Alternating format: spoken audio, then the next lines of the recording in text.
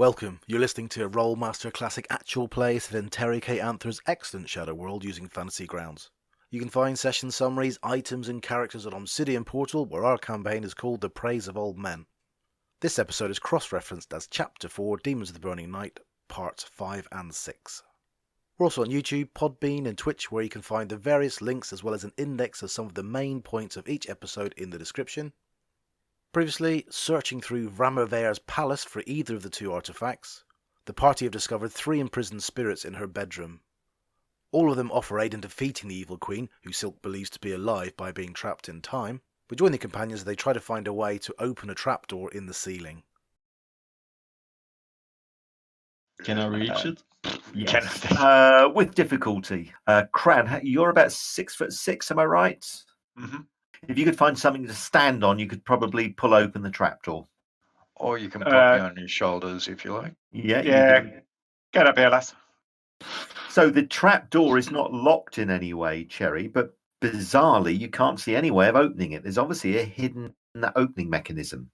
Oh, okay. It seems to be have a switch maybe down here somewhere. Let's have a scout around, shall we? Have a look. Give me a very hard perception roll, please. Reducing the penalty by 1 step because you know what you're looking for. No, you can't find anything. Cherry is looking one on of those the floor. times where you need to lean against something. Right. Yeah, Cherry is crawling around the floor, sort of searching on the floor, and she says she's looking to see if there's a floor mechanism to open the trapdoor. She can't find one. We all start tap dancing on every tile. Okay, off you go, Sylke. Sylke starts. It's the Jesus show. Okay, Is there Sylke, any like on the wall by the? Okay, so Sylke, give me a roll as you check the floor. That's an unfortunate turn of phrase, isn't it? And Victor, can you give me a dice roll, please, as you check the walls? So perception rolls, please. Straight up. Oh. Sylke, you can't find anything on the floor, and Cran can't find anything wherever he's looking. There you go, Numal with the super perception. Numa, where were you looking? In the room. No, floors all. I was still, my gaze was still lingering in the bed area. All right. Steady on, old man. Strangely, Numal hasn't played for a few weeks. Clearly, those weeks have not been kind to him. Numal, there is no magic mechanism on the bed of any sort. Cherry, spin him around. He keeps concentrating on the bed. Victor, you check the walls. You can't find anything. The trapdoor remains stubbornly closed. There is no way of opening it that you can see.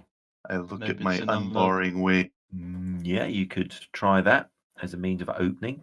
Ogden's going to examine each of the pillars. Okay. There's no obvious way of using the pillars. There's no secret mechanism that you can see. They are solid. Just moving them, yes, they rock slightly, but as you rock them all and twist and turn them, no, the trapdoor remains stubbornly closed.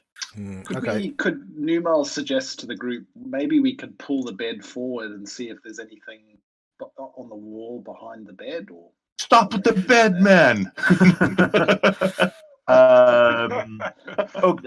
To be honest, there's not much. I mean, you can move the curtains aside, actually, Numal, and check what's behind the bed. So give me a perception roll as you check behind the bed to see if the bed is actually hiding a mechanism behind a headboard or with Victor there. No, I'm thinking. Look, if this was used by somebody, what would you do to get that trapdoor to open? Is something on the floor? Tap it on the floor or something? Make something lower come up, and you guys have a look at the floor. Okay, Ogden, give me a check on the floor. Oh. So yes, you find the floor mechanism, Ogden, with not too much searching. It's almost underneath the trapdoor. Cherry was just looking in the wrong place. You put your foot on the mechanism, and sure enough, the trapdoor opens, and a ladder is lowered invitingly to the floor. I was so ready for Numal to be mad when it was above or below the bed. Who wants to climb up? I can. Go on, Cherry. Victor. You're the one with self-discipline. You go up. I'll go up, guys. No, you got to beat me. Beat me in initiative. Yeah, I'm going. And then the 4. Wow. But yeah, I'm jumping on Victor's shoulders and bouncing up.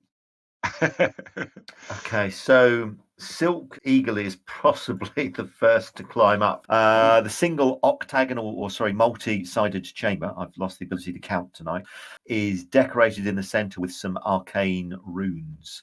Whatever these runes are, they actually are lifted slightly off the floor. They're not moving, but they hover. Oh no! They're about 2 inches off the floor. You bastard! Wrong. Whatever the writing says, it's written in Nuretti, and the runes themselves are made out of some sort of blue copper metal that just hang in the center. So you all eventually make your way up. You're obviously wise enough. Even Sylke has got enough about her to realize that you don't just wander into a magic circle. Only once. Yes, she only did it once, and it didn't work out well. I'm disappointed with that attitude. That's not going to get you anywhere. Indeed. So, in the centre, I mean, your tokens are slight. Well, no, your tokens are about the right size. So, in the very centre of the room, you can see a book which is opened. Again, you can dimly make out language in black Nuretti. All the other pages are scattered and torn and lie about the floor, but the book or the section where the book is open, the pages are intact. First of all, Stuart, holy crap, these maps are amazing. Oh yeah, done a great job. It's phenomenal. Thank you. You can also see a number of smashed wooden benches and tables that lie towards the edges of the room. Looks as if some of them were flung with a huge amount of force. There's a small locked copper cabinet which leans against one of the walls. And there's a 5-foot tall cube of translucent amber, not far from where Victor and Ugnan stand. Atop that altar, that amber cube, there seems to be a flask. What do you want to do? Oh, so you got any magics that can drag things to you? I was hoping to learn that, but I haven't picked that up yet. But any magic circle, again, we should dispel it or somehow get rid of it. Is that a read runes roll just to make up the runes that are floating, or do I need to speak Black Nuretti? No, because the runes aren't in Nuretti. No, a read runes roll will do perfectly. Okay, so I'll do that. Try saying that when you're pissed. Read runes. Where is it? Runes. There it is. Okay. Oh, I'm actually good at it. What? I'm not too bad. So the runes themselves are some sort of summoning enchantment. It's safe to enter and it's safe to leave. If you were some sort of entity, some sort of demon, these runes would keep you fairly securely bound. So whoever cast these runes was going to use this circle again and again and again. Clearly, other magic was employed to make the runes somewhat permanent. So the runes themselves hover about maybe 2 inches off the floor, so you can step over them. You can't walk through them. They're solid. They are actually about 3 or 4 millimeter thick metallic runes designed to be permanent, but perhaps for show, you suspect, Sylke, lifted off the floor just to intimidate people who stumbled across them. But they're there permanently. The only way of destroying this circle is to physically hack the runes apart. Right. So is that to keep things in or out, or is it just like a barrier? So it's both? Both. Anything that's any sort of demonic entity that's summoned inside is trapped inside. If you stepped inside, summoned something and leapt out, that demonic thing would be trapped inside and you'd be safe. Sylke, don't step inside.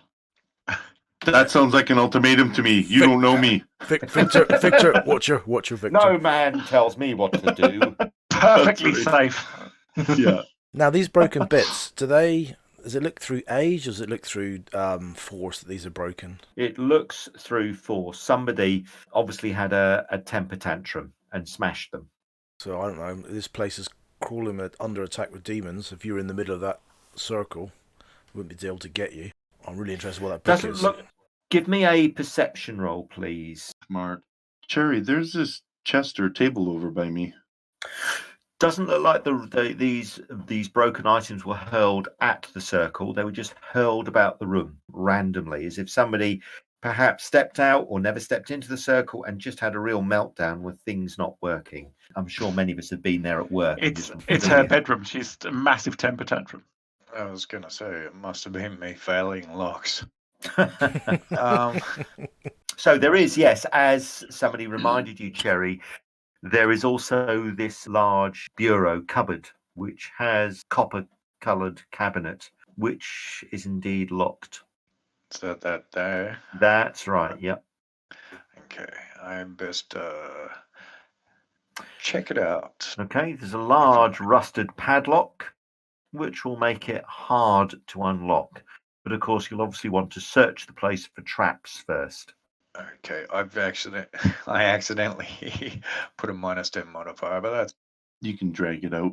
Okay, as far as you can tell, the place is not locked. The cabinet is not locked. Okay. I don't know what came over. you mean not trapped? It is indeed locked because of the padlock. That probably gave it away. It's not trapped. I'm sorry. I'm trying to multitask here. And No, it's balls okay. against I just wanted to clarify. Perhaps some oil added to the lock will help. Have another go with adding a little bit of lubricant. No, don't Stop do it. it, I Matt. didn't say a thing. I Don't do didn't it, say a thing. I'm I hope literally no biting one my just- lip. I hope no one That just was came in not at that the- stage. Yeah. Okay.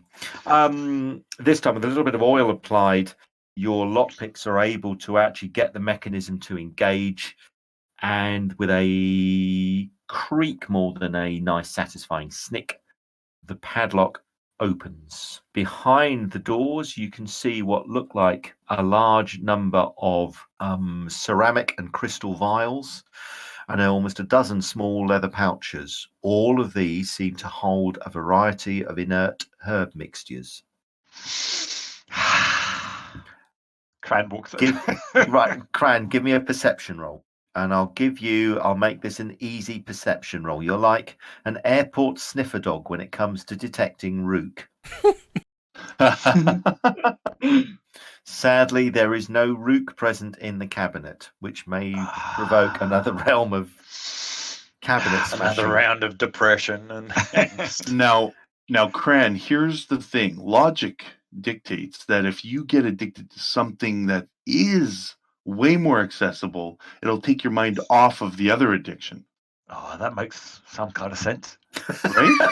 Didn't make any sense. And that's why you were fired as a drug counsellor, Sylke. Oh, this I stuff's love way it. better. Yeah, right.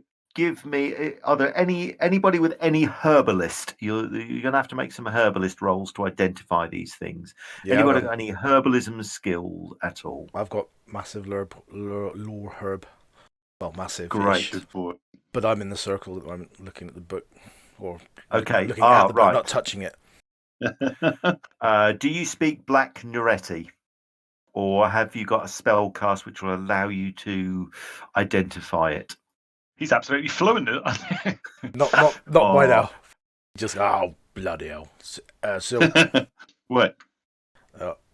you're not a demon, are you? In fact, come here a second. You typed me once before I saw that episode, you bastard. And no, I'm not a demon. I do love that you had to do that, though, to be sure. Isn't she?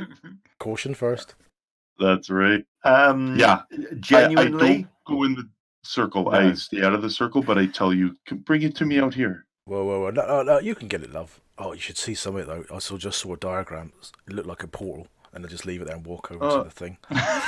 Oh, it's so far away. Cherry, do you I'll want never tell. Sorry, Sylke, do you want to try and step into the portal? No, not with everybody in the room to see if I can or can't. Oh, you're the only, apart from Numal, you're the only elf. I know. I'll step through. I'll do it. Okay. Numal, come in here with me. Let's see if you're a demon. Well, Cherry, genuinely, you need to make a channeling roll to be able to get in. Oh, No, I I'm joking. apologize. No, I'm joking. No, I'm joking. So it would have been so funny if for some reason. no, it would be funny to make me do that, and then you guys are like, Right. Cherry, Sylke is able to step in easily. Presumably, you're casting your Already reading. Yeah, your set of Noretti bubble. reading spell. Thank I'm you. burning through PowerPoints, man. Okay, well, you know what to do about that. There's a thing downstairs. So, deciphering the book. Oh, just Ooh. Deciphering the book. The title of the chapter that you found is Destiny's Denial. Can you just give me an open-ended roll, please, Cherry? Sure. Sylke. The content of this chapter is quite convoluted. It's not easy. It's not, Oh no! right. This is a little bit like you having done your multiplication tables at school and then Right. being given a quadratic equation Damn it! that's in 6 dimensions to solve. Damn it! You get the feeling that this is not so much a spell, but but details about how to grasp immortality, how to make yourself immortal. Oh wow! Okay. But exactly how you do that, you're going to have to take the book away, and you're going to have to study over a considerable amount of time. Meanwhile, Ugnan, you're making your herb rolls. The obvious stuff that does leap out, and I'll drag these over, so I'll give you a few that you can identify fairly quickly, because these are ones that you'd obviously look for. As you can find some of that. That's Pather, and you can find 5 cloves of Pather, Ugnan. Wow. And Pather is 35 gold pieces. It's life-keeping. What's possibly more useful is that you find some of these. Get a brew on then, Ugnan. You find 5 Volcurax berries. Ooh. Those are 1,000 gold pieces. life-giving. Wow. Now, those have been preserved, so you don't know how effective they are. You suspect some of those could fail, and you don't know what the consequence is if Volcurax fails. Other than that, you can have, without going into too much details or wasting any time, other than that, Ugnan, you can have 10 herbs of your choice and 1d10 doses of those of any herb that is below 100 gold pieces. Okay. You don't want to get addicted to Volcurax. That would be quite expensive. No. I have 0. So, Ugnan, in your own time, if you want to make some dice rolls at home, chuck the results into Discord. We can then populate your character sheet next time you log on. Sure. So you can have 10 different herbs, 1d10 doses of each, as long as those herbs, each dose is less than 100 gold coins. So that's obviously a considerable amount of money that you've just made. That is Brilliant. awesome. Excellent. The only thing that's left is the strange flask sits on top of the peculiar altar. That's to the right on the orange thing? That's right. Yeah, it was the best thing I could come up with that looked like an amber altar. Cool. Oh, Cran, go and have a look at it, at least. Okay. The flask itself is a glass flask, probably about half a litre. Sorry, not half a litre, about a quarter of a litre. It's half full. And inside you can see a rather sweet, or rather you can see a green gold, slightly oily liquid. I must admit, Cran's a bit more of a half-empty sort of person rather than half-full. It's got a plain cork on it. Cran will pick it up and sniff it. Okay, taking the cork out. It's sweet smelling, but it's still. Give me a perception roll, please, Cran. Yeah, it is noticeably oily. I think it's just massage oil. It could be. Put some on. No, I'm kidding, Cran. I'm kidding. I found this book. It talks about immortality, but I can't decipher much more than that. Maybe it has something to do with that, whether immortality is staying alive or becoming undead. How big is it? Can he get his thumb over the end? His grimy, blood-smeared thumb over the end of it, so we can just tip it up and squeeze it from his thumb. You can if you wish. Yeah. I'm gonna just tip it up, get a bit on my thumb, and lick it. Wonder what this is, Cran says. Okay. You're not an expert at this. Give me a channeling resistance roll, please. You're right, I'm not. Okay. It's difficult to tell, Cran. It's certainly sweet. It's certainly got something about it. It makes your tongue tingle as it touches. After a few seconds, your head goes a little bit swimmy, hazy. So there's clearly something enchanted about this, but it doesn't taste like anything that you've used before. Certainly nothing healing or like that. It could be some sort of a hallucinogen, of course. It could be something else. Whatever's in there, there's probably another dose left. Probably one dose has already been drunk. Whatever's left, you're not sure about. Can the rest of you make perception rolls, please? Numal, Ugnan, Victor.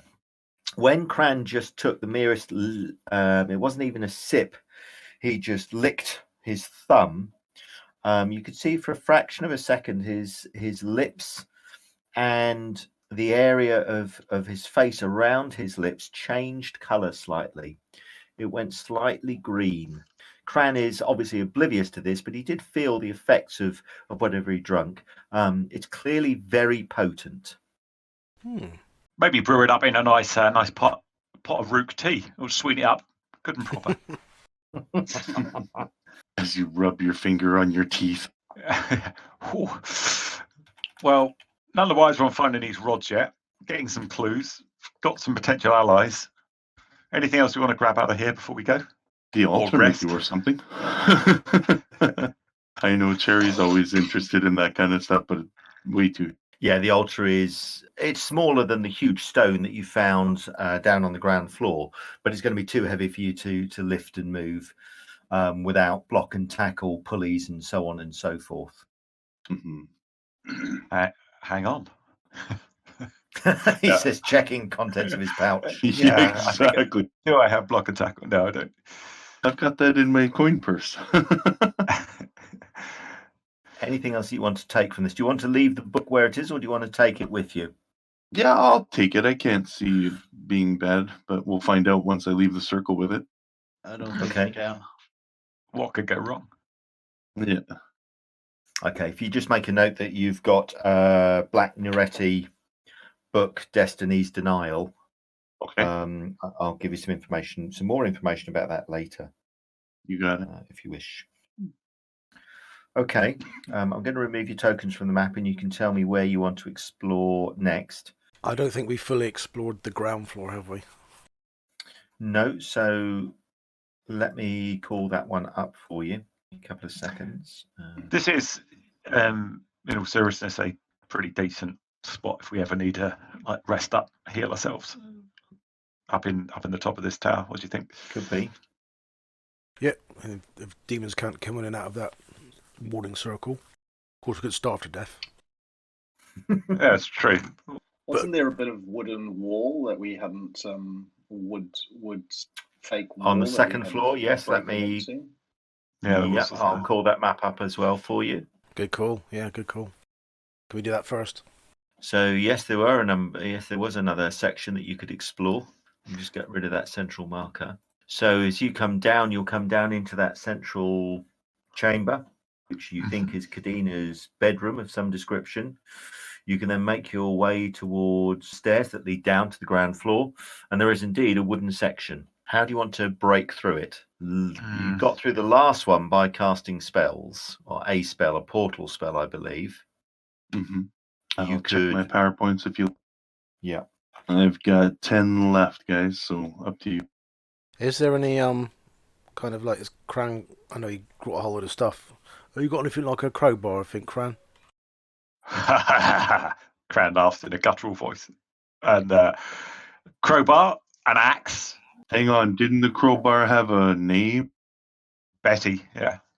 Yeah, couldn't you There you hit go. it a couple of times with the axe and then stick in the old Betty?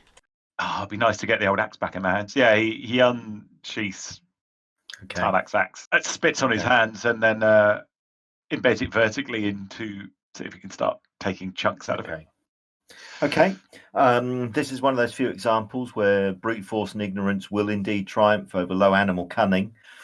So you can chop a great big gouge out of the wooden planking that has been used to seal up this section of the tower, and then using Betty deftly, you can then start prying apart the wood, which splinters and cracks as you apply a little bit of brute force. Ah, it's going. And what you can see is just on the other side, you can see another section of corridor and then yet another section of wood. You can employ the same tactic again on that if you wish to break down that section of wall. Yeah. Or do you want to try something more subtle instead? That's about as subtle as Krang gets. Okay. Well, I mean, how thick's the wood? How thick was it when we got through the first time? It was relatively easy, to be honest. Okay. So again, you come across a circular tower room. The room is quite small, barely maybe 20 feet across. No windows. The room hasn't been used for some time. There's no obvious ladders or trapdoors in floor or ceiling. The only thing that occupies the room is a wooden wardrobe. The wardrobe looks very similar to the one that you opened in the other tower, and you recall that contains some rather dusty but still serviceable dark uniforms of some sort, loose fitting, possibly servants' uniforms, you think. Right. I'll have a look over it if see there's no obvious traps. Okay. Give me a perception roll, please. No, you don't see any obvious traps. Certainly there's no indication of anything on the small lock that's on the door. And in fact, looking very carefully at it with the aid of the lantern, it doesn't even look like the lock has been used. This cupboard seems to be unlocked if you wish to open it. Yeah, I do. Again, inside you come across what appear to be a sets of servants' livery. Counting through them, there's 4 sets of garments, loose-fitting jacket, no buttons, some sort of vest, long sleeves, also dark, but a grey rather than black, and some loose-fitting trousers. You estimate they could be unisex. Size-wise, pretty much all of you would fit into them. They might be a little bit looser on some. Cran would struggle. They'd be a little bit tight on his huge frame, but the rest of you could probably slip in them. Cherry is probably the slimmest of all of you, and they'd be certainly quite baggy on her, but the rest of you might be able to squeeze into them if you wish. Sylke, you'll recall, has already packed 1 suit of this clothing just in case. Keepsake. I'm going to check the walls and underneath the chest just to see if there's any kind of secret doors, passageways. Okay, go ahead. You can give me some sort of perception roll. Bending down and crawling around on the floor, knocking it, tapping at it, looking at it sideways, sprinkling a little bit of water where you thought there was a suspicious gap between 2 of the tiles, actually reveals very little indeed. This floor seems to be solid. Looking up at the ceiling, poking it with the ubiquitous 10-foot pole that everybody carries. Again, the ceiling seems perfectly solid. The door, or rather the opening that you just made in that wood panelling, is the only way in or out. Why was this blocked off? Weird. Yeah, how's the stone finished on the edges where the wood meets the stone? Yeah, the stone was finished. So it looks like this opening was a natural opening. Why this section of the tower was boarded up, similar to the other one, you've no idea. And both were servants' or quarters, or what we Yes, think here. could have been. Yeah. Well, there were certainly areas where servants' clothing was kept, though why they'd be boarded up and why so neatly and tidily, you've no idea. Certainly nothing seems to have come out, and there's no evidence that anybody could have boarded this up from the inside. A mystery. No remains or anything. No, none at all. No skeletons, and certainly having just searched the floor, there's no suspicious piles of ash.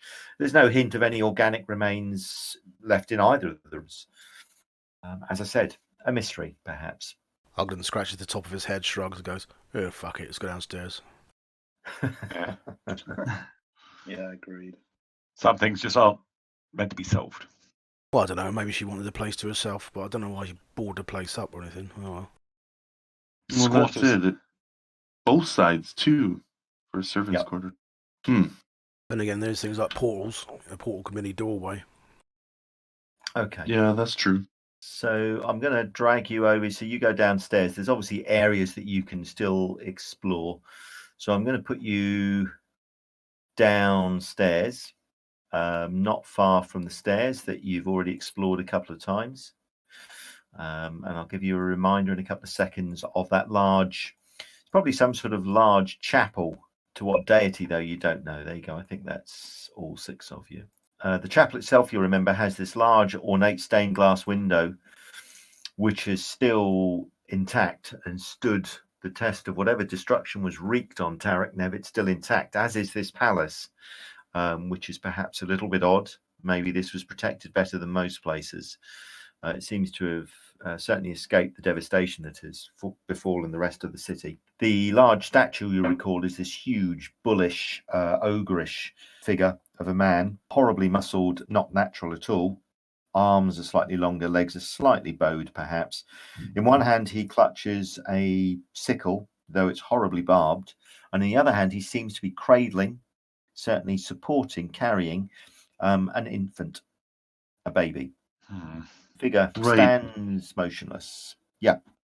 And Cran had mentioned or looked at it before, if not at somebody else, and they said that it didn't actually look like he was macabre in the way he was holding the baby after all, or something like that, or that was the stained glass. It's difficult to tell. The creature itself is huge and certainly not human, but not totally bestial. The stained glass window is what you spent some time looking at, and it's difficult to make out what that stained glass window is showing. Some of you saw different things in it. As you look at it again, Sylke, give me a perception roll, please. Oh, okay.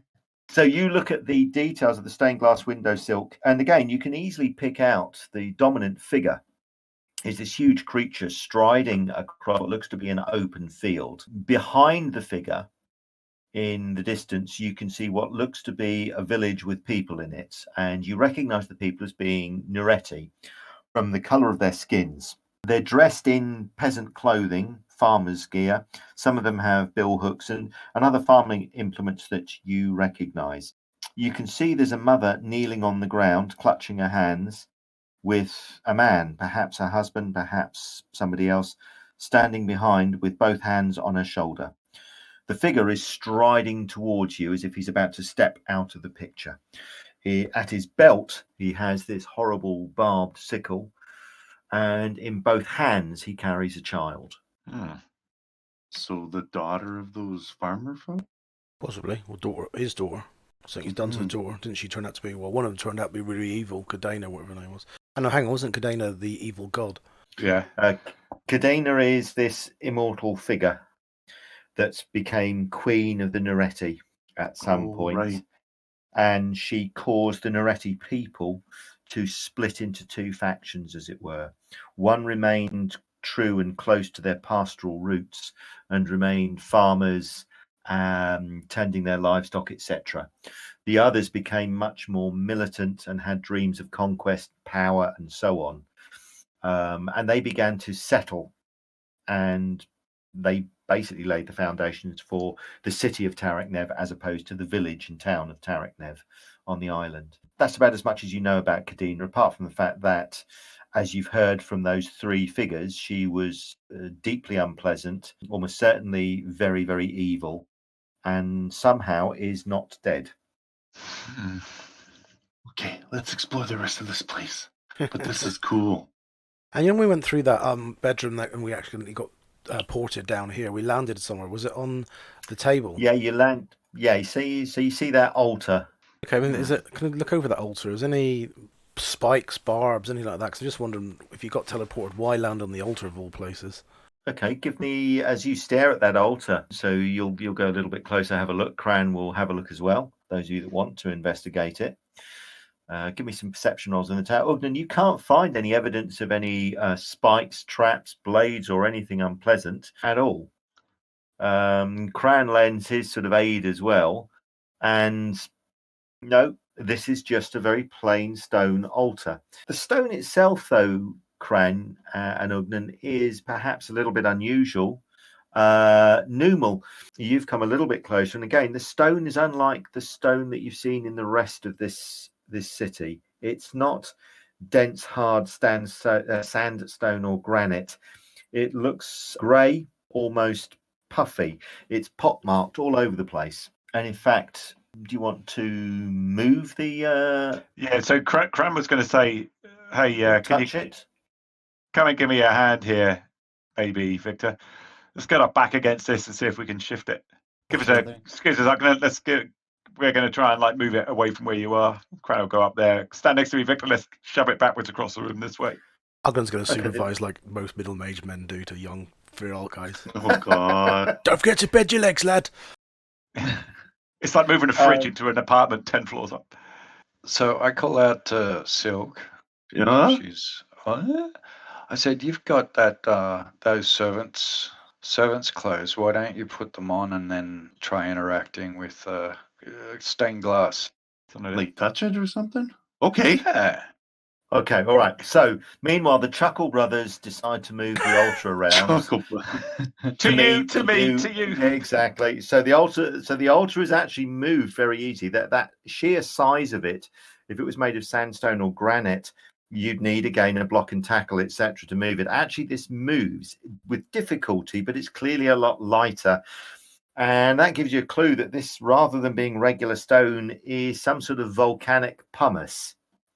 You know, the effect you get when lava hits water. So this is actually made out of pumice stone.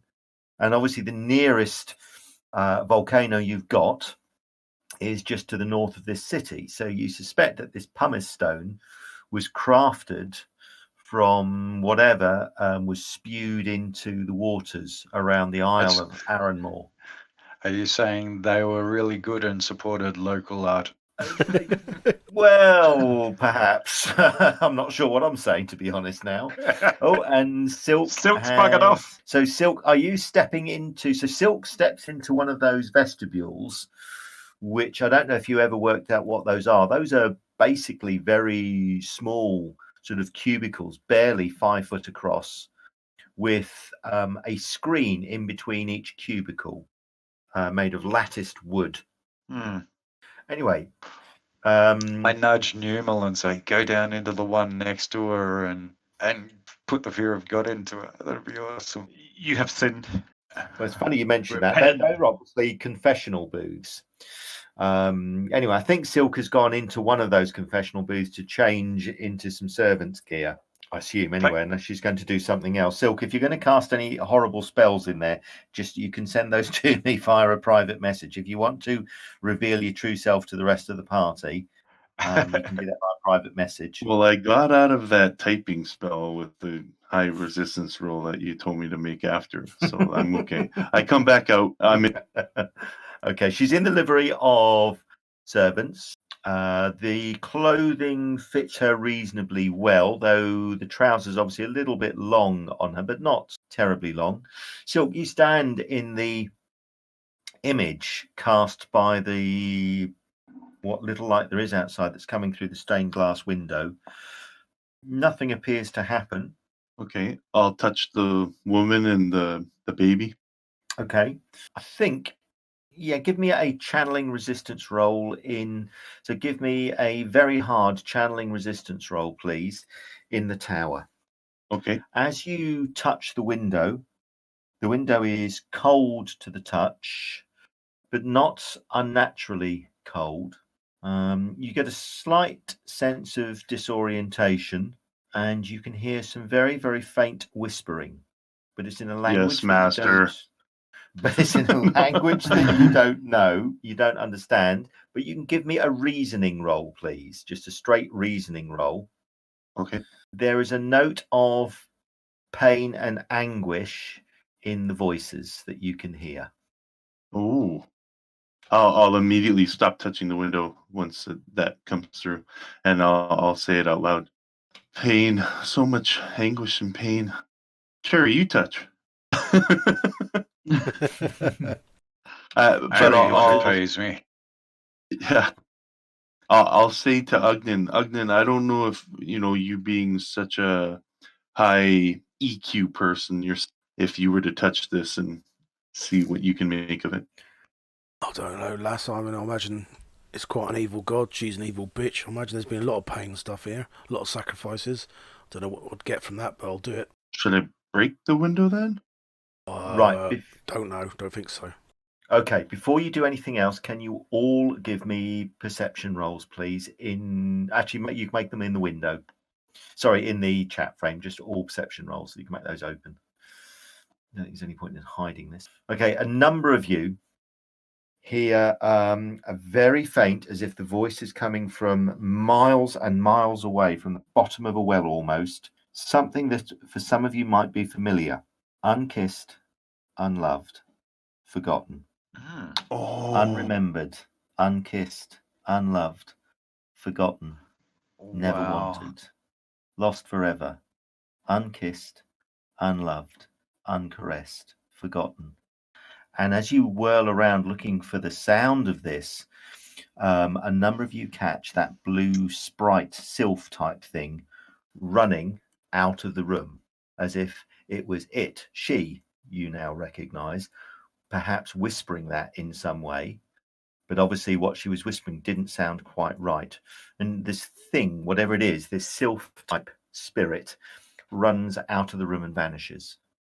After I almost want to cast hold on the damn thing, but okay, well, let's have before. Well, no, so Cran immediately lurches into a run. What do the rest of you want to do?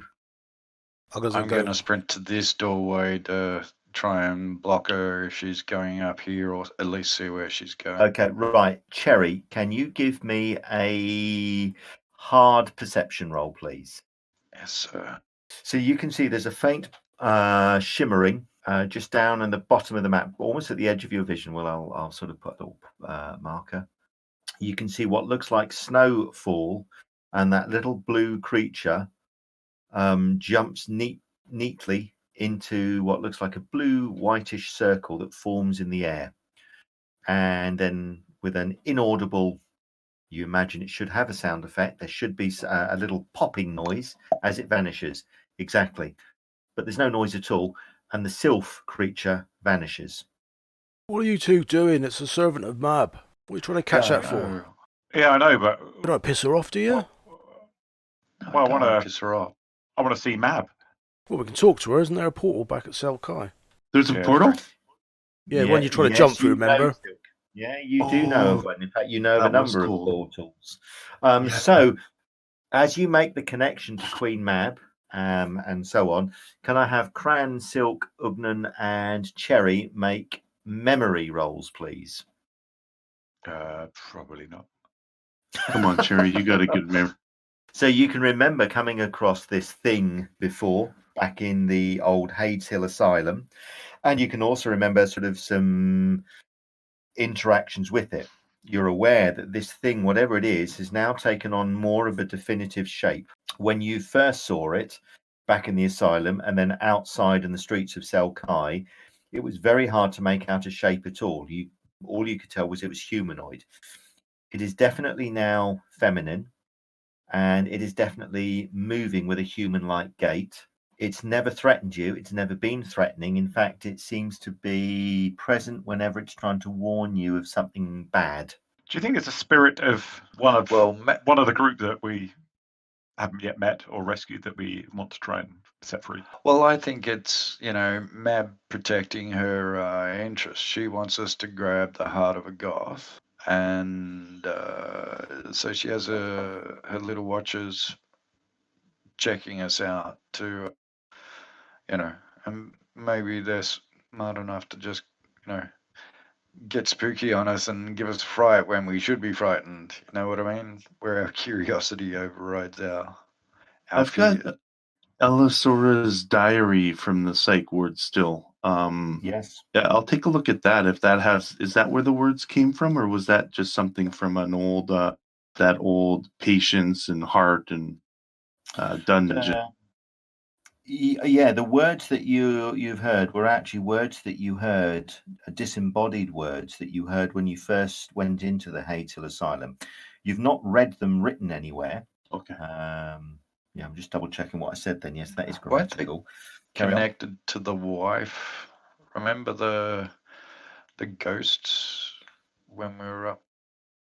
Or was Yeah, it when we were Elisora. in the room where we found the bone that's etched as owned That's by right. Queen? Yeah, there were some bones there, and they'd been written on with a tiny, tiny hand, basically property of Queen Mab, I suppose. And though there's no I mean, you skimmed through Elisora's diary. Remember, Elisora was one of the carers, in inverted commas, at the asylum.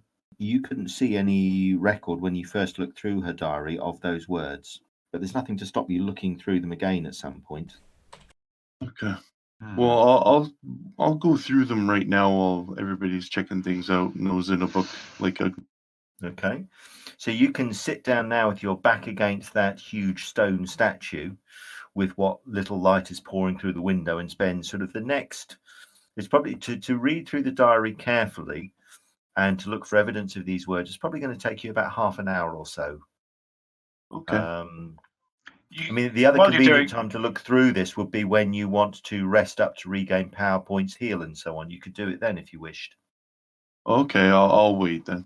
I mean, You said we were able to move the altar. Was there anything underneath it, like hidden? No, it was Heart of a goth, or no? No, afraid not. No, it's solid floor. Nice. Right, so I'm reading Obsidian Portal, so because I failed the memory roll or reasoning roll, presumably I can't use that knowledge right now. No, but some people did. So, and some people rolled reasonably high, Ugnan. So, no, you can regurgitate what's on the portal. All right, so this is from way back in Situation Report 4.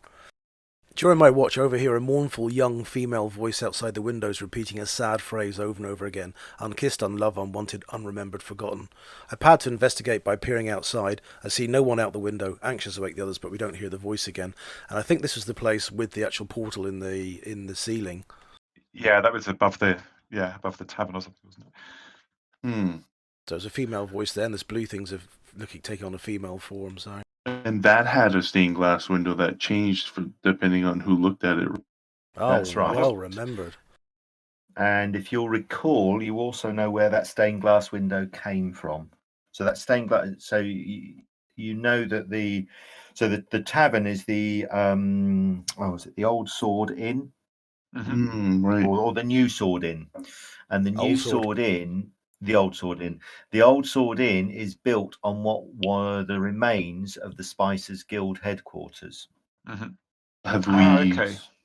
Yeah, you found that out, and I don't know. I mean, you can make a reasoning roll if you want, but clearly that stained glass window is very old and very odd in a tavern. You remember there were those stained glass windows in the room that you slept in, and you all had strange dreams and saw odd things. From the Klutes, wasn't it, or something? That's right. Yeah, Mother Klute. Yeah. The Klutes there was 3 different Spicers Guild, they all went 3 different ways. Some wanted more dealings with one faction and some less, and some with the dragons as well. So, assuming this is similar age, this could have been just a way to travel rapidly between Sylke and here. Well, there's no direct evidence that these stained glass windows are portals as such. This stained glass window, there is something about it which is upset, or not upset, but intrigued Sylke, affected her. I don't think she's exactly upset. The other stained glass windows in the tavern that you stayed in, those had an unsettling effect on you all. You all had strange visions, strange dreams, and so on. And in an old boarded up part of the tavern, you came across a portal which still seems to be working. But you don't know where the portal goes, and you pulled Sylke out of it before she could step in. The other portal that you found back on the island or Teak Island, remember that you were blocked from doing, and that's when you first encountered a very angry Queen Mab, or rather the voice of a very angry Queen Mab, who screamed at you to return the heart of a goth or else. Right. So we don't know exactly what these things are or who built them, but they're multiple. Okay, good new information. In the summary, let's not smash the window. No, exactly. Just in case that's our only way home. You can if you want. No, you can if you want. Oh, you've got an airship. Have you guys accosted the statue, pulling arms, pulling legs, that kind of... We looked at it really carefully, I believe, but we didn't find anything other than it was well made. Sylke is asking that as she's doing it then. Okay. The statue is solid, Sylke, and as you heave yourself up, pulling on one mighty arm, the arm doesn't move at all. You raise yourself off your toes as if you're doing pull-ups, but nothing seems to happen. And going round to the other arm and repeating the process, not much happens. The statue seems, as it appears, a solid piece of carved stone. Dark, some sort of granite sandstone. You're not an expert. Okay. Her flightiness is catching up to her. Let's go in this room. And her arms are like wings behind her as she's run. Okay, So my hypothesis for those windows then are they are maybe some view into the Fey realm or Mab's realm or something. That's why they feel very weird. And that's why that blue thing's always nearby. Maybe it can travel close to them or something, I don't know. Yeah. Yeah. I think it's good. So you can see a corridor off to your right, and then, of course, more of this deep mosaic floor ahead of you on your left. Be careful, Sylke, in case there's things around here. Oh, okay. I was going to touch that big black obelisk again, but I know I should. Should we head off down one of those southern passage here? Yeah, Cherry, you go. Oh, thanks. Cherry, we'll stay up here. You're quieter than we are. Well, only because we finally encountered a trap, right? Okay, what? Cherry. So you can see the corridor ends in a stone wall. You've obviously got the aid or the benefit of a torch behind you or a lantern behind you. Further down on the right-hand side, there's an intact wooden door. But to your left, there are a number of doors, open archways, which seem to lead into some sort of banqueting hall or feasting chamber. There are row after row of windows on the far southern wall, but in front of them you can see a large number of wooden tables. Many of these lie on their sides, overturned, along with their benches. This feast hall is obviously very, very large indeed. You can still see dozens of pewter plates and even some silver eating utensils scattered on the floor and on some of the tables which remain upright. But the chamber itself is very long indeed. Chamber. Okay. It's long like the Very hallway long. above. Yeah. Sorry. Yeah. Mess hall. Oh, wow. It is long. Okay. I'd just say it looks like a mess hall. There might be something there, but I'm going to check this doorway out. Mm-hmm. Okay. So I'm going to have a look and do the usual. Does it look like, can I see traps? Is it locked? Okay. Stomach grumbles. Yeah. Food that's not there. Give me a perception roll then, please. No, the door doesn't look like it's there's not even a locking mechanism on the door. So how on earth it would be trapped? Well, that's a little bit beyond you. Really. Yeah. No, it doesn't seem trapped at all. Okay. So I'll give it a push. See if it opens. It does. It opens onto what seems to be a former kitchen. There are 3 enormous sort of wood-fired stoves with a large number of cupboards. The wood-fired stoves stand actually in the very centre of the chamber. There are a number of smashed tables and there are some broken cupboards about the place. But there are 2 intact cupboards, and you can see dimly, and these are on the far wall. I've not bothered mapping this. The room is too crowded. On the top cupboards, which is of the intact cupboards, in the northeast corner, you can see what look to be some stacked copper utensils, bowls, and so on. Okay. Other than that, nothing. There is another double door leading out of this chamber. There's always something interesting in the kitchens. I say, Sylke, kitchens, sharp things. Ooh! Again, the arms trailing behind me as I whisper. Naruto running. Do I just open it? Kitchen. Yeah, it's a kitchen. I open it. Okay. The door opens onto what is clearly some sort of food preparation area. You can see there's a door at the far end, which you guess probably leads out. But there are 3 sort of large storage bins, if you like, to the left-hand side. The nearest to you is lined with some sort of dark grey metal, and even at this distance, it feels cool somehow. There are 2 other storage bins with a number of doors at different heights further along that southern wall. Near the floor, to the one in the middle, you can see what look like some wheat grains, maybe barley grains scattered on the floor. Perhaps that indicates what's in this storage bin. The far corner as well, you can see another storage bin, this one with slightly larger doors, But again, a similar stone to the one just to your left-hand side. And you can see that there's sort of the air is slightly hazy around it, as if it's very cold. Big doors means big stuff. Again, Okay. arms trailing. Okay, as you get close, you can feel the chill coming off the stonework here. The stone is emanating a deep, deep cold, as if you're standing in front of a refrigerator. I follow Sylke, making sure she doesn't get herself into too much trouble, You started it. and say, I know. I push you in there, but I'm going to. I know, you bugger. Hey, Silk, what about over here? Fuck you. Love your self-discipline, my dear. Yeah, that's why I didn't even roll it.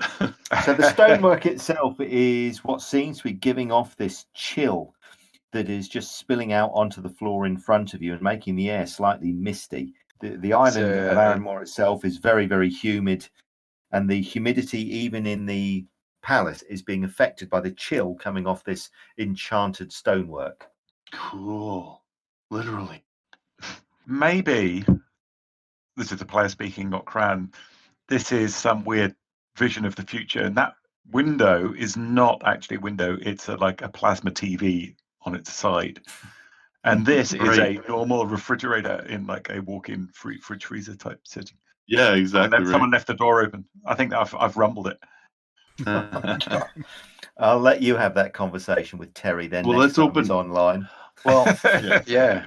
That's my thoughts are, would they use an artifact like the Heart of a Goth, which it comes from Mab's territory, to keep a fridge going? I like it. Beer needs chilling, of course. How disappointed would you be if I said, "Oh my God, that's the end of the quest"? You'd understand why she was pissed off then. Yeah, that's right. There is a large set of doors in front of you, Cherry, if you want to open them. But if you touch the doors, you know that those doors are going to be very, very cold. Not dangerously, damagingly cold, but still very, very cold.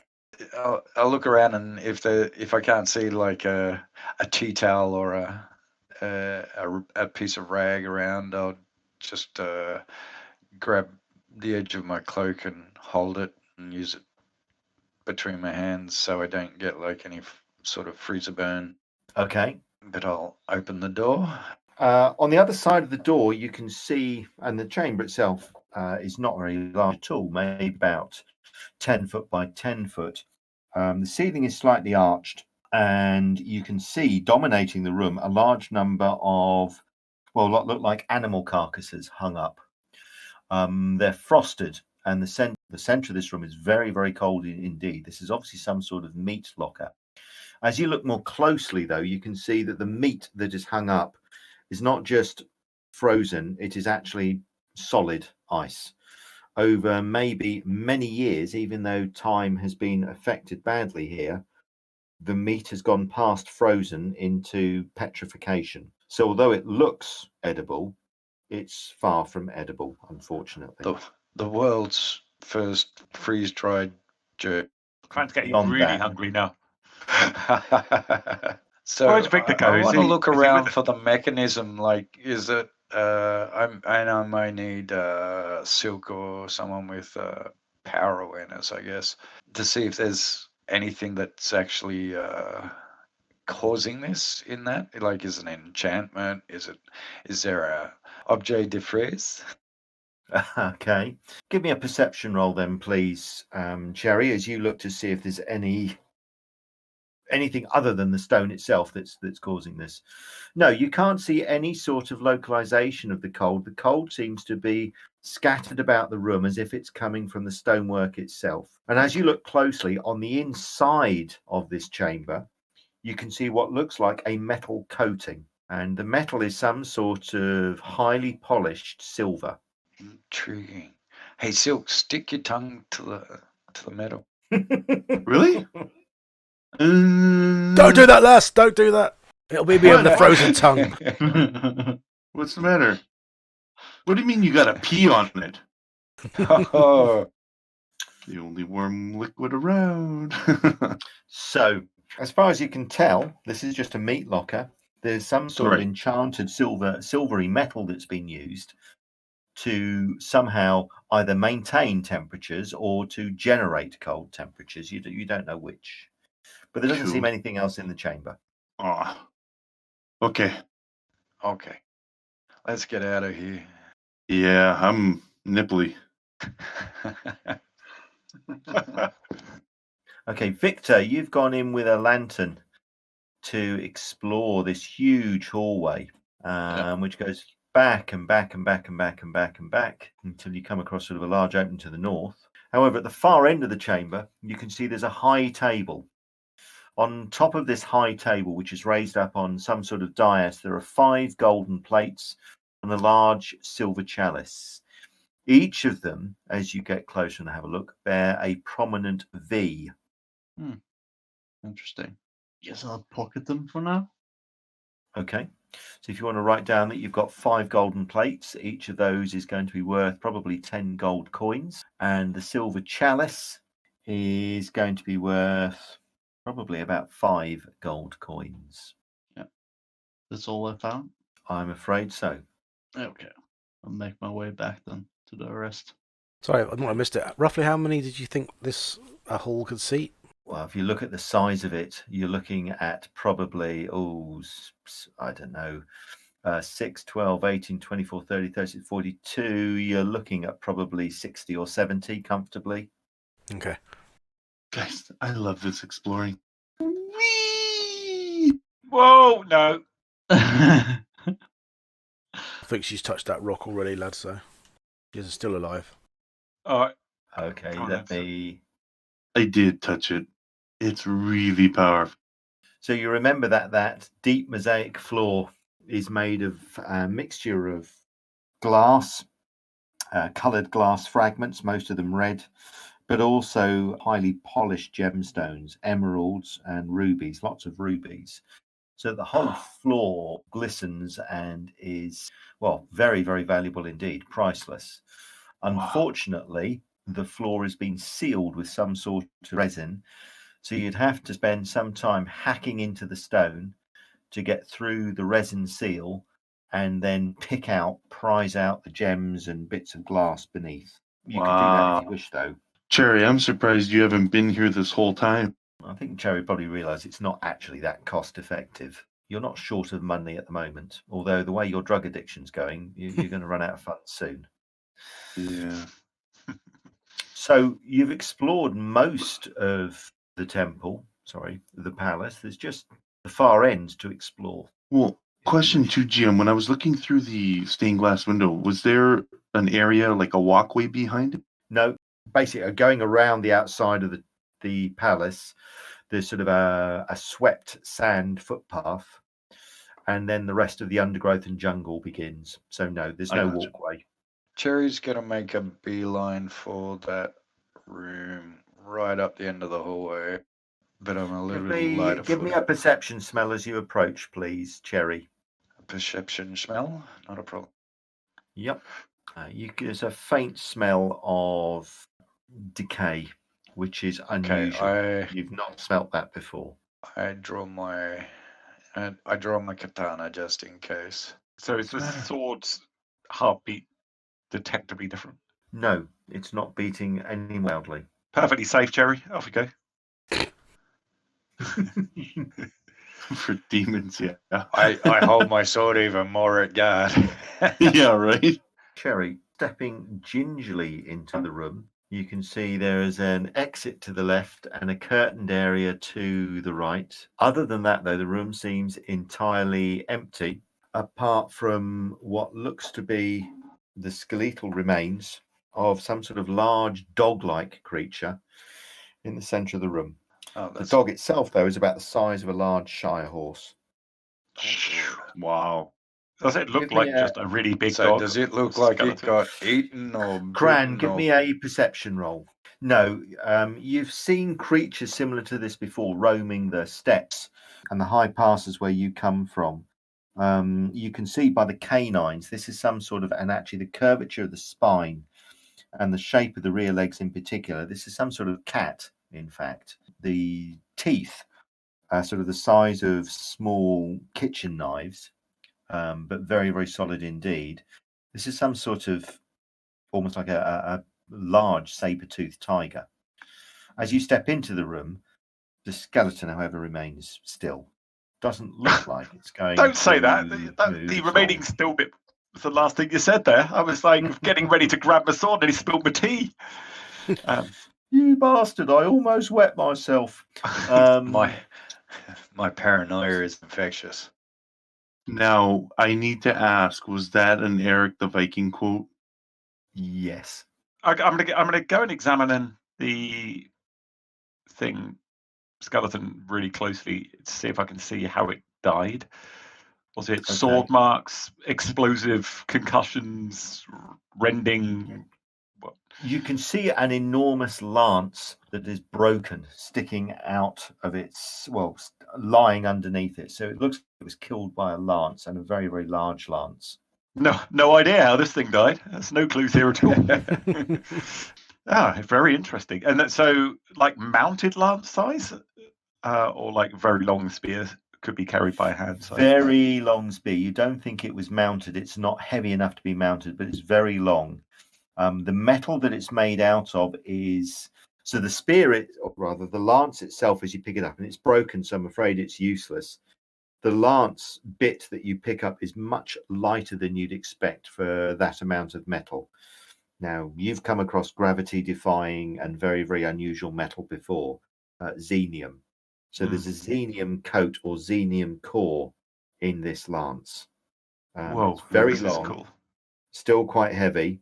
And solid. So this would be a lance that somebody could use almost like a pike, but without the weight is that problems. still Anti-grav, yeah. Is it still serviceable even though it's broke? No, it's broken. You could perhaps get it sharpened, but sharpened and like a shaft added to it. You don't know. You're no weapons expert. No, even not at Cran. all. I mean, it's clearly a very unusual weapon, very unusual metal. You doubt you could just simply stick something on it or craft a new shaft. As for sharpening it, yes, you could, and it would probably be a slightly elongated spear and a rather light one.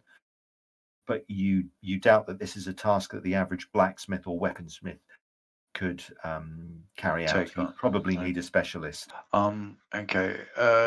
Can I look at the tapestry that's hanging here? I don't want to push past it yet, but I just want to see if it's like depicting it. No, it's actually quite plain. Though it's very, very heavy and dusty now, it's very plain. Sort of a dark dust. red I move crimson. away. I don't like dust. It makes me sneeze.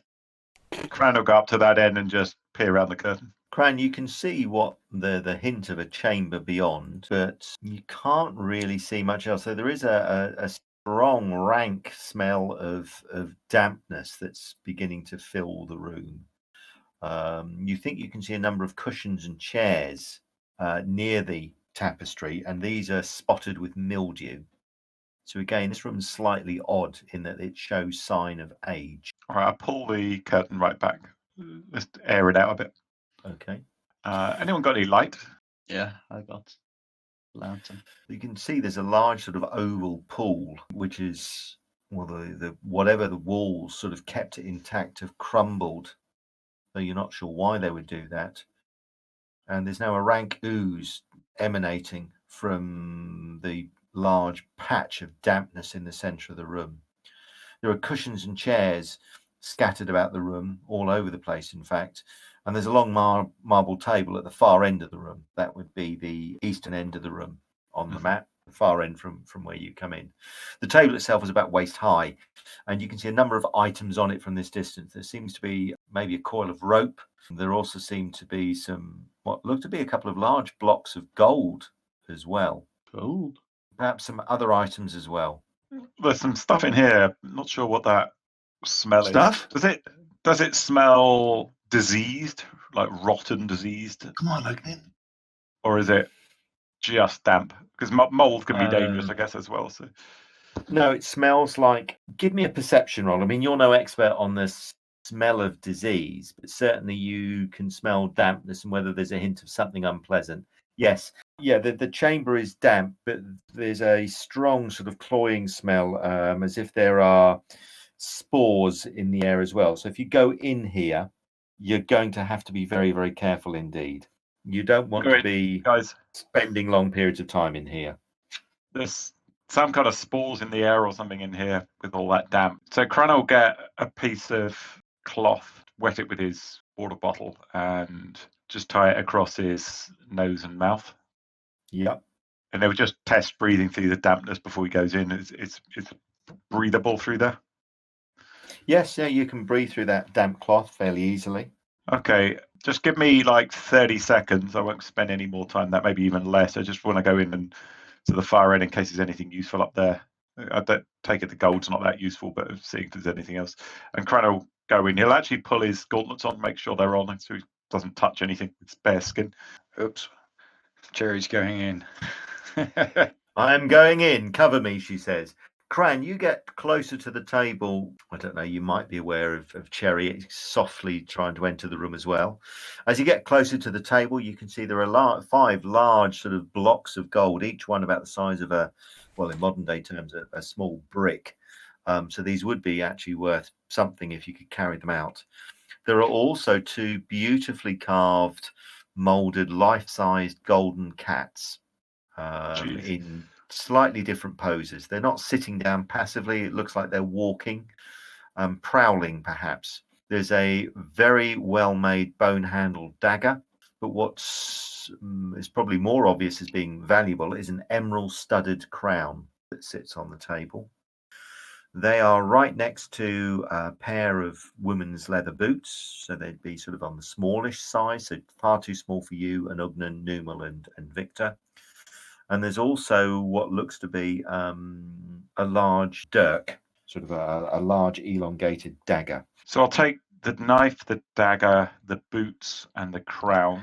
As you grab the dagger by the hand, the dagger's handle is shaped like a snake. And as you grab the handle, the snake's head turns and twists and attempts to bite you. Oh, cool. Son of a gun. What the heck's going on here? Look at that. Okay, it sinks into you. Can you give me a poison resistance roll, please? Yes. Oh dear. Oh, Okay, thank you. that's a nice. So the bite, you can see as the fangs come out and you drop the dagger. The dagger then drops to the floor and is motionless. You stiffen, Cran, and immediately begin to shiver and drop the other items you've picked up. Cherry, can you give me a perception roll, please? Sure. Don't touch the dagger. Cherry just hears the dagger. Cherry, Yeah. you can see Cran drop the dagger. You can see his hand is shaking. His arm suddenly goes rigid. Cran drops to his knees Oh, and he shit. begins to Ugnan, topple forward. do you want to do? Ugnan, run. Help. Help. happened? Gran's down. Oh, Yeah, when he gets a chance to run in then. Victor, you're going to be the new crown. Don't breathe Okay. in here. Okay, give me a perception roll, Ugnan. Okay, Cran's in a bad way and is dying. He's got probably about 10 rounds and then he's going to die. Okay, I'll prepare a spell. You need to do something. Okay. Okay, Cran, you begin to stiffen. Your legs suddenly go rigid. I'm and your going stiff. Spine begins. No laughing. Your spine begins to arc as all of your muscles begin to contract. Can you first of all give me a strength roll to see how powerfully your muscles contract? Oh shit, that's bad. He could snap his own back at this rate. Oh, that's lucky. All right, now give me another strength roll and roll higher than that one, please. Yeah. So you begin to stiffen and arch, and you can feel your back almost begin to crack as the vertebrae are put under terrific strain. Oh my God. And then that spasm passes. So that's one round. Okay, what spell are you casting, please, Ugnan? Poison purification. Fireball. Neutralizes one poison in the system of one target. Nice. Okay, that's a horribly effective spell for this, but yes, that will work nicely. Just don't mess the spell up. It's a level 3, so you got one more round, and it says damage already sustained is not cured. So if he hurts his muscles here, I can't do anything about that until later. Here we go. Here's the die roll. I'm back. It's 2 rounds past, Stuart. Yes, yep. Oh, good job. Neutralized. Okay. Cran, the spell is neutralized. Everything goes soft again. Don't laugh. As your muscles go limp. Turgid. Well, you were, Nice yes, word. indeed. But the venom has been removed. As that spell is cast, you can see there looks to be almost a green haze above Cran's hand. The green haze coalesces into the shape of a green snake's head and then dissipates rapidly as if somebody's just blown hot. And the Don't poison. touch that dagger. Wow. What, this dagger? Go pick it up. What happened? What happened? I saw you stiffen Oh, up. God, fuck, I picked up that dagger. Well, you see the snake head? Didn't really look at it too carefully, it just looked fancy. And it reared round and bit my wrist. Right between the glove there and the armour. Christ, look at those puncture marks. Put the crown on next. Right, listen, great idea. No, are you saying anything about my nice pot helm I've got on? That's very comfortable. I'm leaving that where it is.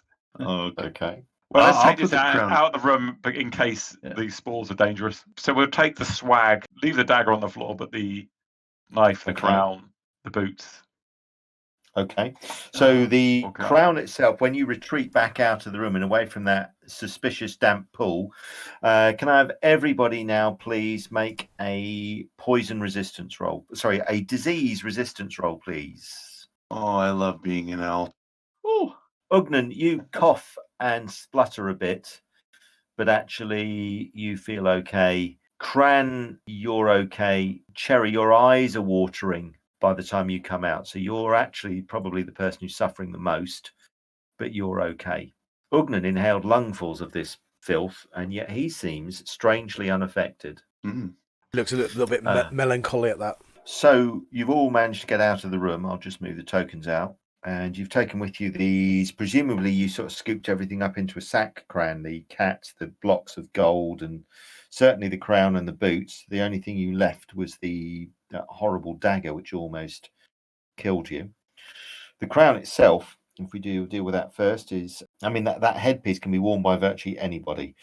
It's made of some sort of highly elaborate and highly tooled silvery metal, and it's studded with emeralds, bona fide emeralds. So value-wise, it's worth thousands and thousands and thousands of gold coins. It's probably the most valuable thing you've found in all of your various travels. So that's the crown that you found. It's clearly, it could well be V'rama Vair's actual crown. It's that valuable. Oh. There's also a soft pair of leather boots that are made to fit a woman or perhaps a small man. They're extremely light, however, picking them up, they are extremely light. And then there's the large cat statues. Those, again, are going to be worth a considerable amount of money if you're able to get them back and sell them. Conservatively, you would say hundreds and hundreds of gold coins. The blocks of gold that you've got, similarly, hundreds and hundreds of gold coins as well. We're set for life, guys. Let's retire now and forget all about this crap. Yeah. You've certainly got the money to retire, but you've had that for a while. Remember, you've still got a shipping interest, which we need to flesh out at some point. Indeed. Well, let's just check out the southern end and then make a decision what we do next. Maybe have a rest, maybe head to another building. Okay, so you've gone down to these southern rooms. Cran, there are solid walls, but there is a corridor kind of further down on your left-hand side. And as you explore these in turn, you discover that these were perhaps once guest suites. All 4 of them are identical pairs of beds. The beds themselves actually are usable, serviceable, as is the linen. Old and dusty as it is, the strange temporal distortion which has come into effect over Tarik Nev has meant that you can still actually use the beds if you wish. And conveniently, there are enough so that you can each have one if you wish to rest in this part of the palace at any point. Oh, I haven't slept in a bed in forever. Oh, I'm feeling a decent bit of scrag coming on and then asleep. What do you think? Oh, sure, let's all go to sleep in the evil temple. What evil temple? Sweet dreams.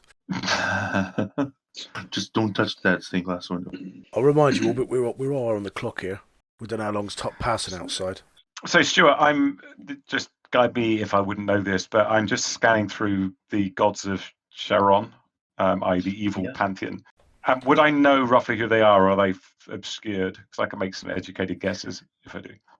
About the gods of the Nereti. No, the gods of Sharon, which is the Yes, dark moon, yes, you know of them, and none of those dark gods really match what you've seen here. The Nereti worshipped different deities, certainly as dark is, and they were then, you'll recall, were defeated by lawmasters, but also the gods of Orhan. So the deities of Orhan were called into play to defeat or to help banish and defeat the dark Nereti gods that either V'rama Vair worshipped or V'rama Vair summoned. Now, I think all of you are aware that the gods of Shadow World can be summoned to an extent. Mm-hmm. Okay, no, back up the wrong tree. Well, what's the consensus? To be honest, I'm feeling a bit knackered, but I wouldn't necessarily recommend sleeping in these beds, but maybe upstairs in the that circular room upstairs where we had that, where the gems were, or even in the top floor, in the upstairs. Yeah, top floor. So that was I've just pushed through your player's map, which is pulled straight from the adventure module itself that obviously Terry put together. So this might look slightly different from the sort of the more colourful version that I've given you. So just to put it into context, you were seeking a large sort of map, and you are currently here. And yes, that's right. Mm-hmm. And that looks to be the palace. You can certainly rest up here now, or you can head somewhere else. Other structures which looked fairly intact as you flew over the city are few and far between. If I indicate those that you can recall were fairly intact, there's some sort of arena type thing, part of an island over here. Exactly what that is, you don't know. Yes, that is also another intact structure. That is a large domed circular building. That's somewhat intact. So let me give you a circle around that. That's sort of intact. And then there's a temple complex. I saw visions of an arena when I spoke with the Never Dying General chap. Yes. Is that underground, that arena, or is it an open air arena? No, that's an open arena. Okay. So that's not an underground arena. So the only intact buildings, large intact buildings that stand out are those that have been circled and indicated for you. Okay. Yes, more to discover. This area, which I'm doing now, as you flew over, is the only area of the city which sort of opens up onto the enormous moat, I suppose, the river that runs around the city. And it seemed to be a collection of maze-like walls with ruined buildings and, well, God knows what, huddled around the ruined walls. Maybe some sort of slum quarter. You've no idea. You can see the docks because you can see the two ship outlines. That's across to the west. And then there's an area over on the side of the island, which again is, well, it's not a dock because it's entirely walled in, but it seems to be a strange collection of islands. Now, on those, there are a number of small intact buildings, which I'll indicate. So there was one here. There was one here. What I'll do is I'll update Obsidian Portal if you haven't got a copy of that sort of player's map, because now obviously you're in the difficult position of knowing where to explore next. And I see north pointing to the left or west too, so that's interesting. So my recommendation is we have a break here and then maybe investigate the two places closest to us initially, before then maybe heading to the arena and then those islands. Yeah, let's try and be a little bit systematic about it so we know that our back's clear to as best a degree as we can as we move around. The one southwest looks closest, maybe the easiest to get to. Quick skirt around that and then head for the other two. Could you remind us of what that looks like, that one there? From above, that one? Yeah, it was a low, squat black building, so single story, but intact, and it nestled against walls that lead eventually onto what looks like an internal dockyard.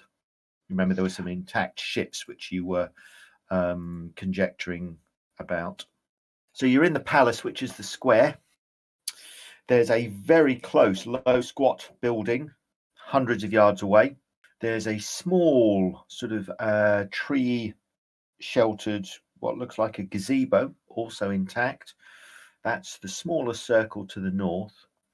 The larger of the three outer buildings is possibly the one that's furthest away. You're going to have to leave the walled palace compound. That's also, as you dimly recall, as you flew over in your magnificent airship, is what looks to be a single-story building, featureless, with no windows. I say it's single-story. It's got a fairly high domed roof, but doesn't look like there's 2 stories to it. So Well, let's check out the southwest one first, the squat storage area, see what that's like, and then head to the other 2. okay. Sure. Yeah. Right. On that map, does that remind you of like a dragon skeleton or something where I've just pointed to about the 3 o'clock position? That is what it's supposed to look like. Oh, right. Holy mackerel. Oh, Right, let's get down there immediately. that And might resurrect not be a skeleton. Yeah, that might be and live. train Trey. it somehow, and it can fly me places. And that's where we'll leave it. We'll explore the city a bit deeper next episode. Thanks very much for listening. Thanks very much for watching. Thanks very much for subscribing. All the ways of getting in contact with us are in the description, as well as an index of what happened. Take care. Catch you next time. Cheers.